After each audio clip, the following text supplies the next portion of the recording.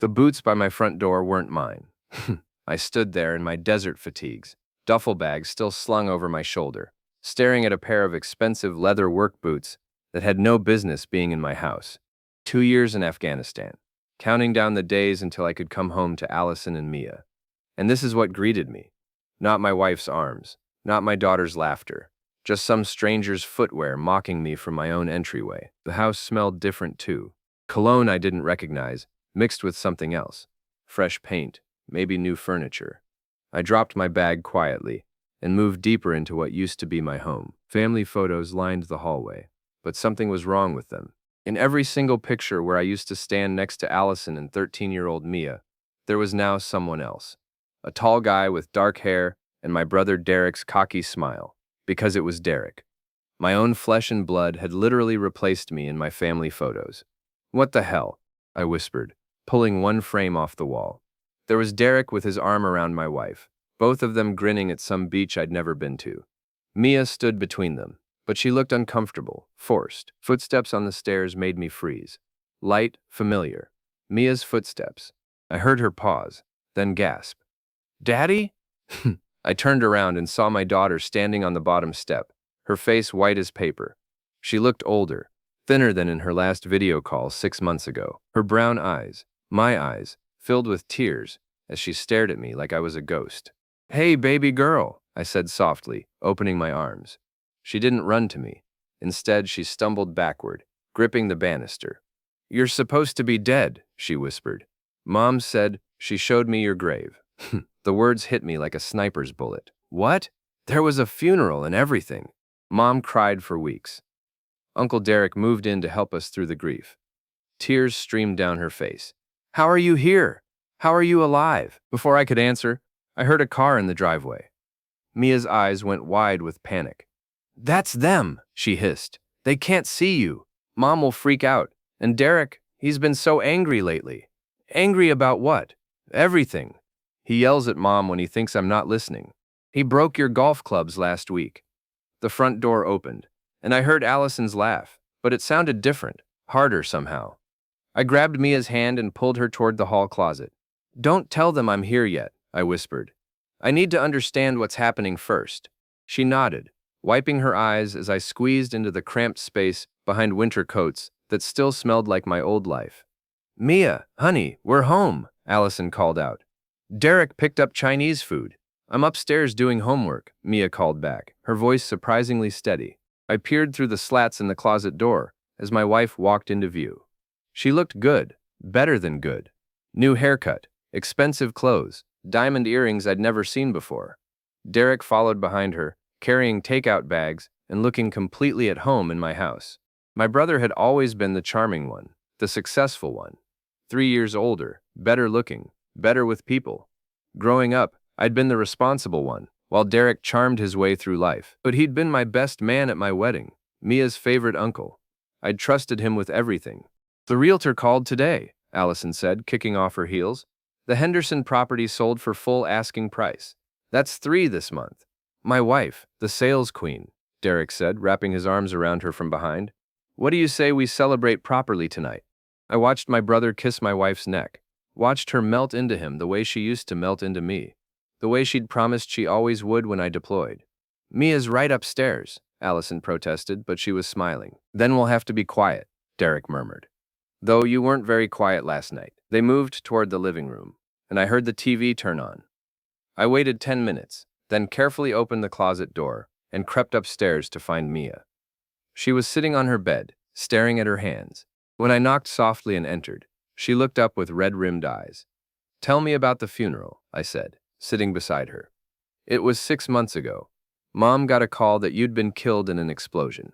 They said there wasn't enough left to send home, so they had a memorial service instead." Her voice cracked. "I threw dirt on an empty coffin, Daddy. But I've been sending emails, video calls. The calls stopped 4 months before the funeral. Mom said military communications were spotty where you were stationed." Mia pulled out her phone and showed me her contacts. My number was gone. She deleted everything, said it was too painful to keep. I felt pieces clicking into place, like a rifle being assembled. "What about my army buddy Pete? Did you ever see him?" Uncle Derek said Pete moved away right after the funeral. Said grief affects people differently. More lies. Pete lived 20 minutes away and would never leave without telling me, unless he thought I was actually dead. Mia, I need you to do something for me. Can you be brave? She nodded. Don't tell them I'm here yet. I need to figure out what they've done. Get proof. Can you do that? Are you going to leave again? The question broke my heart. Never. I'm never leaving you again, baby girl. But I need to be smart about this. She hugged me then, fierce and desperate. I knew you weren't dead, she whispered. I could feel it. I spent the next hour hiding in Mia's room, while she brought me food and filled me in on the last 6 months. Derek had moved in 2 weeks after the funeral, supposedly to help with expenses. He'd thrown away most of my belongings, redecorated, even got rid of our dog Rex because he was too much work for a grieving family. Where's my truck? I asked. Derek sold it, said Mom needed the money. But the house looked more expensive than when I'd left, not less. New furniture, fresh paint, a big screen TV I'd never seen before. Either business was very good, or they'd come into money somehow. Around midnight, when the house finally went quiet, I snuck downstairs to investigate. In the home office that used to be mine, I found files that made my blood run cold. Insurance papers with my name on them. A death certificate that looked official. Bank statements showing a life insurance payout of $200,000. They hadn't just replaced me. They'd cashed in on my death. I photographed everything with my phone, then made my way to the master bedroom. The door was slightly open, and I could hear them talking in low voices. The insurance investigator called again, Allison was saying. He wants to schedule another interview. What did you tell him? Derek's voice was tense. Same thing as before. My husband died in Afghanistan. I received official notification. We held a memorial service. What else is there to say? You're sure Will never mentioned anything about his deployment being extended or reassigned? Derek, I told you. The Army called me directly. Captain Morrison himself. Will was killed in action. No remains recovered. The paperwork is all legitimate. I almost laughed out loud. Captain Morrison had been transferred to Germany 8 months ago. Whoever had called Allison, it wasn't him. I just want to make sure we covered all the bases, Derek said. This is a lot of money we're talking about. We? It's my money, Derek. I'm the widow here. There was a long pause. When Derek spoke again, his voice was cold. Funny how quickly you got over your grief. Most widows don't hop into bed with their brother-in-law quite so fast. Don't. Allison's voice was sharp. You know it wasn't like that, wasn't it? Because from where I'm standing, it looks like you were pretty eager to move on. Makes a guy wonder if maybe you knew Will wasn't coming back before the Army called. The silence stretched so long, I thought they'd fallen asleep. Then Allison spoke, her voice barely above a whisper. He was never supposed to come back from this deployment, Derek. The marriage was over years ago. I was just waiting for the right moment. My hands clenched into fists. 3 years of marriage, 2 years of deployment, and she'd been planning to leave me the whole time. So when the opportunity presented itself, Derek prompted. I took it, we took it, and now we have a new life, a fresh start, and enough money to do whatever we want. Her voice got stronger, more confident. Will Foster is dead and buried. It's time we both started acting like it. I'd heard enough. I crept back upstairs, my mind racing. They'd faked my death, stolen my insurance money, and were living in my house like I'd never existed. But I was very much alive, and I was going to make sure they both remembered that. The next morning, I was gone before they woke up. But I left a small calling card. My old Army dog tags hanging from the rearview mirror of Derek's precious Mustang. Let the games begin. Pete's auto shop looked exactly the same as when I'd left. A cluttered paradise of engine parts, motor oil, and the best mechanic in 3 counties. I found him under the hood of a Chevy pickup, cursing creatively at a stubborn alternator. Pete! He spun around so fast he cracked his head on the hood. When he saw me, the wrench fell from his hand and clattered to the concrete floor. Will? His voice came out as a croak. Jesus Christ, Will, is that really you? In the flesh, though apparently I'm supposed to be dead. Pete stared at me for a long moment, then grabbed me in a bear hug that nearly cracked my ribs. You son of a bitch, I went to your funeral. I threw dirt on your coffin. Yeah, about that. What exactly did they tell you? Pete released me and stepped back, shaking his head. Derek called me 6 months ago, crying like a baby. Said the Army contacted them. You'd been killed in some classified operation. No body to send home, just dog tags and personal effects. And you believed him? Why wouldn't I? He had paperwork, official letters. Allison was devastated, or seemed to be. The whole town turned out for the memorial service. Pete's expression darkened, but something felt off. Derek kept giving different details about how it happened. First it was an IED, then a sniper, then some kind of classified mission gone wrong. What else? He sold your truck 2 days after the funeral. Said Allison needed the money, but then he moved into your house and started throwing money around like he'd won the lottery. New clothes, expensive dinners, even bought Allison a diamond bracelet that cost more than most people make in 6 months. I filled Pete in on what I'd discovered. The insurance fraud, the fake death certificate, my brother and wife playing house with my money. By the time I finished, Pete looked ready to commit murder. "What do you want to do?" he asked. "We could call the cops right now, have them both arrested for fraud." "No, that's too easy, too clean. They destroyed my life, Pete. Made my daughter think I was dead, stole my money, turned my own brother against me. I want them to suffer the way they made me suffer." Pete grinned, the same expression he'd worn in high school when we were planning elaborate pranks. "What did you have in mind? How do you feel about a little psychological warfare?" That night, while Derek and Allison were at some charity dinner downtown, I let myself into my house through the basement window I'd never gotten around to fixing. Mia was at a sleepover, so I had the place to myself. I started small, moved Derek's coffee mug from the kitchen counter to the bathroom sink, switched the positions of family photos so the ones with Derek were facing the wall, left windows open that had been closed ones that had been open. Then I got creative. I knew Derek's routines better than he did. We'd grown up together, after all. He always checked his car before driving, always counted his money twice, always made sure his precious vintage Mustang was locked up tight. So I messed with his car. Nothing dangerous. I wasn't trying to kill him, just drive him crazy. I adjusted his seat and mirrors, changed his radio presets, left his windows down just a crack so the interior would be damp with morning dew. Inside the house, I activated every electronic device on a timer. The coffee maker would turn on at 3 a.m. The TV would switch channels randomly. The stereo would play static at low volume throughout the night. For Allison, I targeted her vanity. Moved her makeup around, replaced her expensive shampoo with cheap drugstore brand, left cabinet doors open that she always kept closed. I was careful never to take anything or break anything. I just wanted them to feel unsettled, like their perfect new life wasn't quite as secure as they thought. The next morning, I watched from Pete's shop as Derek stormed in, looking frazzled and exhausted. "Something's wrong with the house," he told Pete, who was playing innocent while changing the oil in Derek's Mustang. "Electronics going haywire, things moving around. Allison thinks we have mice, but I've never seen mice that can operate a coffee maker." "Maybe it's Will's ghost," Pete suggested with a straight face. "I hear spirits get restless when they have unfinished business." Derek went pale. "That's not funny." "Who's joking? My grandmother always said the dead don't rest easy when they've been wronged." I had to bite my lip to keep from laughing as Derek hurried out of the shop, looking over his shoulder like he expected to see me following him. The psychological campaign continued for a week. Every night I'd slip into the house and rearrange their lives in small, subtle ways. Derek started sleeping with the lights on. Allison began checking and rechecking locks, convinced someone was getting into the house. The stress was getting to them. I could see it in their faces when they came to town, in the way they snapped at each other over little things. Derek accused Allison of moving his stuff around. Allison accused Derek of gaslighting her. But the real breakthrough came when I overheard them fighting in the kitchen while I was hiding in the basement. "This is insane," Allison was saying. "Things don't just move by themselves. Tell that to my car keys. I left them on the counter, now they're in the freezer. You probably put them there yourself and forgot." "I don't forget things like that, Allison. And I sure as hell don't forget adjusting my car seat every single morning.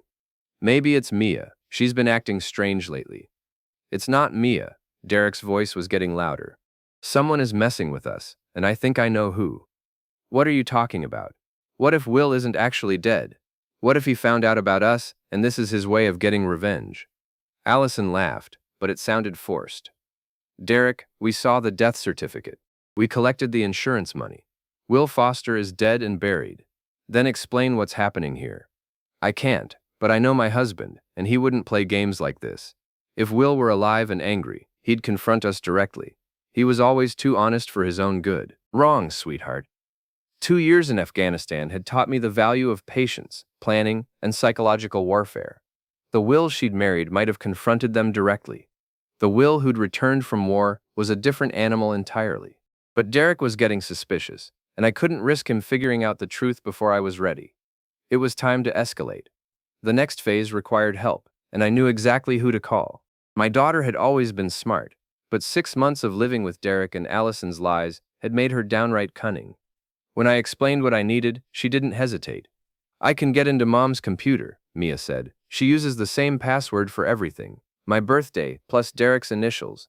We were sitting in Pete's office behind the shop, planning our next move. Pete had closed early and posted a sign saying he was out of town for a family emergency. "What am I looking for?" Mia asked. "Bank records, insurance documents, anything that shows how they got the money. And see if you can find out who actually called your mom, pretending to be from the army." "What if they catch me?" "They won't. Derek's at work until 6, and your mom has showings all afternoon. You'll have at least 3 hours. Mia nodded, looking older than her 13 years. "Daddy, what are you going to do to them?" "I'm going to give them exactly what they deserve. Nothing more, nothing less." "Are you going to hurt them?" I knelt down to look her in the eye. "I'm never going to physically hurt anyone, baby girl. But they need to face consequences for what they've done. They stole from us, lied to everyone, made you think I was dead. That can't go unpunished." She hugged me tight. "I'm glad you're back, even if everything is crazy now. It won't be crazy much longer, I promise." That afternoon, while Mia worked her computer magic, I paid a visit to Chief Donnelly at the police station. Tom Donnelly and I had gone to high school together, played football on the same team. He'd been at my wedding, had dinner at my house dozens of times. "Will Foster," he said when I walked into his office, "I heard you were dead." Greatly exaggerated, as it turns out. Tom leaned back in his chair, studying my face. "Derek filed a missing person report on you 3 days ago. Said someone was stalking him and Allison, leaving threatening messages." Threatening messages? Anonymous calls, someone breathing heavy and hanging up. Items moved around in their house. He thinks it might be one of your army buddies, who blames him for your death somehow. I had to admire Derek's strategy. By filing a police report, he was establishing a paper trail that would make me look like the aggressor if I revealed myself. "Tom, I need to tell you something, and I need you to listen with an open mind." I laid out the whole story: the fake death certificate, the insurance fraud, Derek and Allison's affair. Tom listened without interrupting, but his expression grew more skeptical with each detail. "Will, these are serious accusations. Insurance fraud is a federal crime." "I know. That's why I need your help." "Do you have proof?" I pulled out my phone and showed him the photos I'd taken of the documents in Derek's office. Tom studied them carefully, then looked up at me. "These could be faked." "They could be, but they're not. Even if they're real, there might be an explanation. Maybe Derek was handling your affairs, and these are legitimate documents." "Tom, my own brother told my wife I was dead, moved into my house, and is spending my life insurance money. What legitimate explanation could there be for that?" Tom was quiet for a long moment. "What do you want me to do?" "Nothing yet. I just want you to know the truth, so when things start happening, you'll understand why." "What things?" I stood up to leave. "Let's just say Derek and Allison are about to have a very bad week." That evening, Mia called me with a treasure trove of information. She'd found bank records showing deposits that matched the insurance payout, email exchanges between Allison and Derek planning their story, and most importantly, phone records showing calls to and from a number registered to Derek's friend Marcus, who worked for a military contractor and had access to official letterhead. "There's more," Mia said excitedly. "Mom has been looking at houses in Florida, expensive ones, and she's been researching divorce lawyers. She's planning to leave Derek? Looks like it. There's a whole folder on her computer called Exit Strategy. She's been moving money into a separate account that Derek doesn't know about. So Allison was planning to take the insurance money and run, leaving Derek holding the bag. It was almost poetic. Good work, baby girl. Can you email me copies of everything?" "Already done." "Daddy, there's something else. Derek's been drinking a lot lately, and when he drinks, he gets mean. Yesterday he grabbed Mom's arm so hard it left bruises. She covered them with makeup, but I saw. My blood ran cold. Has he ever touched you?" "No, but he yells a lot. And he broke one of your pictures last week, the one of us at the lake. He threw it against the wall and called you a loser." That decided it. Derek had crossed a line, and it was time to bring this whole charade to an end. "Mia, I need you to pack a bag and stay at your friend Sarah's house tomorrow night. Tell them your mom is working late and Derek is out of town. Why? What are you going to do? I'm going to remind your Uncle Derek that some ghosts bite back. The next night was perfect, overcast and windy, with the kind of darkness that makes every shadow look threatening. Derek was at his weekly poker game, and Allison was showing a house across town to some out-of-state buyers. I let myself into the house and got to work. First, I gathered every photo of Derek and Allison together and arranged them in the living room. Facing a single chair I placed in the center of the room. Then I used fishing line to create a network of tripwires connected to various objects. Nothing dangerous, just noisy. Pots and pans that would clatter, books that would fall, picture frames that would rattle. In the bedroom, I short-circuited a lamp so it would flicker randomly, and I set up a Bluetooth speaker hidden in the closet, connected to my phone so I could play sounds remotely. The final touch was a letter I left on Derek's pillow, written in block letters. I know what you did. The dead don't stay buried forever. Then I settled in to wait, hidden in the basement with a perfect view of the main floor through the heating vents.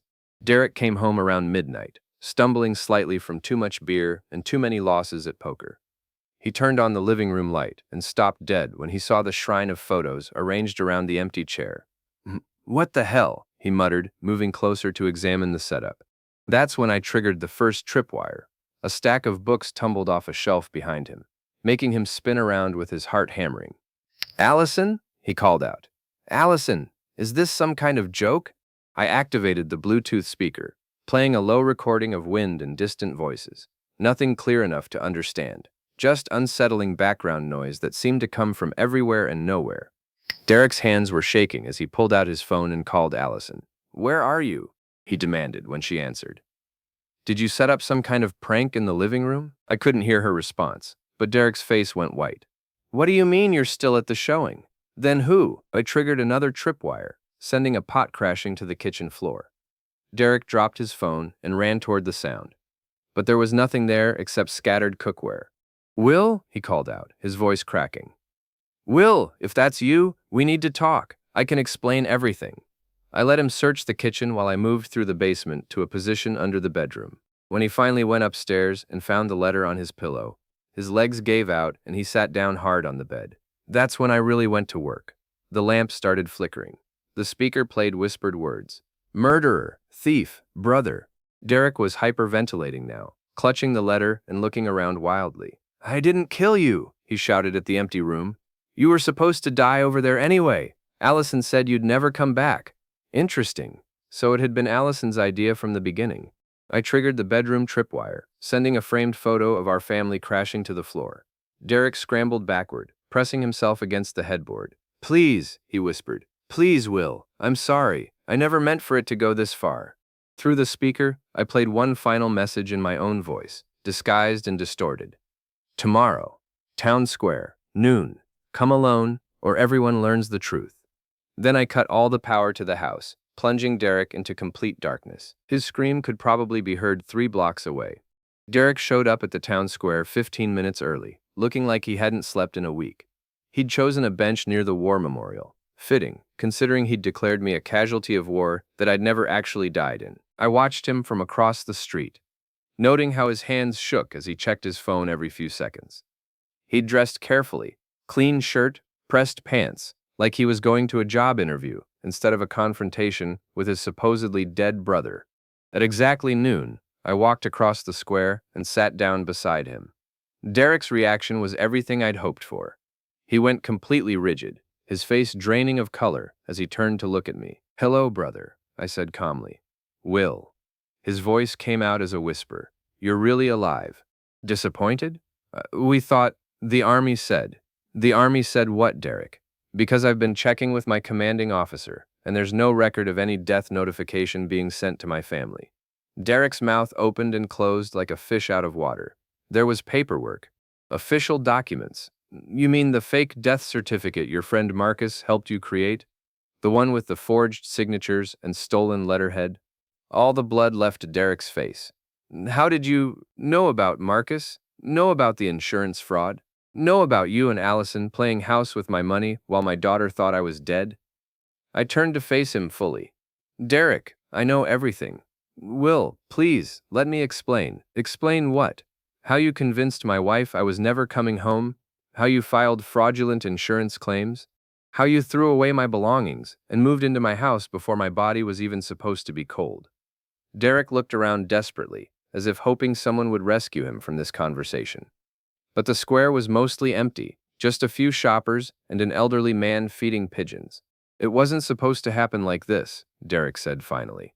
How was it supposed to happen? Allison called me 6 months ago, crying. She said she couldn't take the uncertainty anymore, not knowing if you were coming back, not knowing if she was a wife or a widow. She was talking about leaving, taking Mia and starting over somewhere else, so you decided to kill me off instead. We thought, we thought maybe it would be easier for everyone if there was closure, if she could grieve and move on instead of waiting forever. I stared at him in disbelief. You thought it would be easier to fake my death and steal my insurance money than to wait 8 more months for my deployment to end? The insurance money was Allison's idea.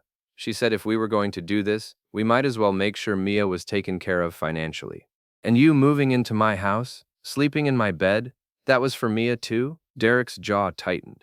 Allison needed support. She was grieving. She was grieving a lie, Derek. A lie you helped her create. She loves me, Will. She has for years.